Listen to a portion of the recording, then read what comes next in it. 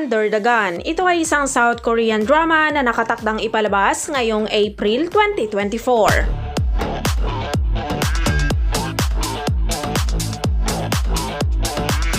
Under the Gun ay isang high-teen romance na makikita sa isang sikat na laro sa Korea na Poker League. Isasalaysay nito ang pag-iibigan sa pagitan ni Go-gun na nahaharap sa isang mahirap na sitwasyon at si Cha Se-young na nagbigay sa kanya ng lakas na isantabi ang kanyang mga takot at harapin ang kanyang mga problema.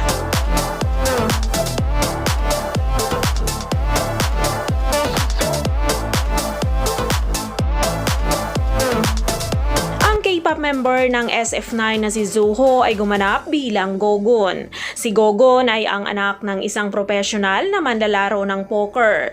Nang nadungisan ang karangalan ng kanyang pamilya, ang pagsali sa Korean Poker League ay maaaring ang tanging paraan upang mailigtas ang kanyang pamilya.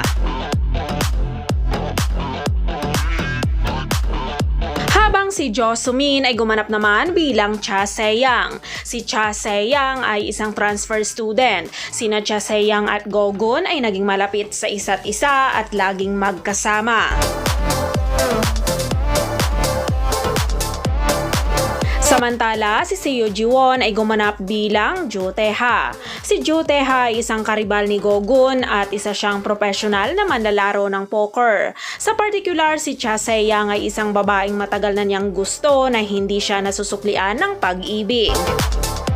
Ang Under the Gun ay nakatakda itong ipalabas sa VKT View sa April 12, 2024.